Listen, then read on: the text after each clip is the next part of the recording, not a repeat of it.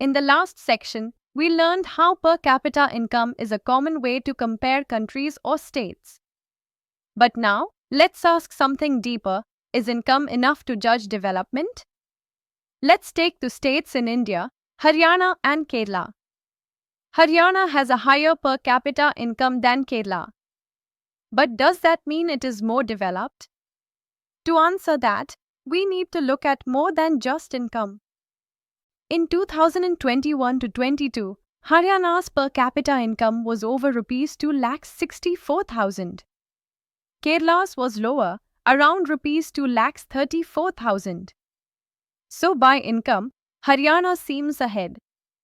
But let's look closer. Infant mortality rate in Kerala, only 6 per 1,000 live births.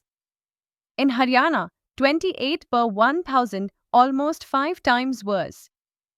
Literacy rate, Kerala, 94%. Haryana, 82%. School attendance, Kerala, 94%. Haryana, 73%. Clearly, Kerala performs better on key social indicators. So what explains Kerala's performance? It's not just about income, it's about how resources are used. Kerala has better public facilities, government hospitals and clinics, functional schools, clean drinking water, social awareness about health and education. Money can't buy a pollution-free environment, clean air, or justice unless the entire community benefits from collective efforts and public support. Even if a state has a high average income, it doesn't guarantee good living standards. Averages can hide serious disparities.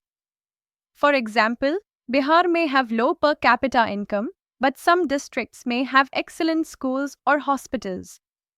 That's why, along with income, we need to assess access to public services, social equality, health and educational outcomes. These criteria reflect the real development experience of the people. Development works best when we share resources.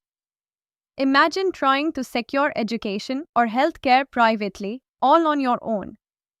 Now compare that with a functioning public system, free schools, health clinics, clean streets. That's the power of collective provision. It's more affordable, it's more inclusive, it leads to equal access. Kerala's success lies in investing in people, not just producing income. Let's recap. Income is useful, but not sufficient to judge development. States like Kerala outperform richer ones in education and health. Public facilities and social awareness play a big role. Averages can be misleading. We must look deeper. Real development means better lives, not just bigger incomes. In our next section, we'll explore a global measure that combines income, health, and education, the Human Development Report. Stay with us.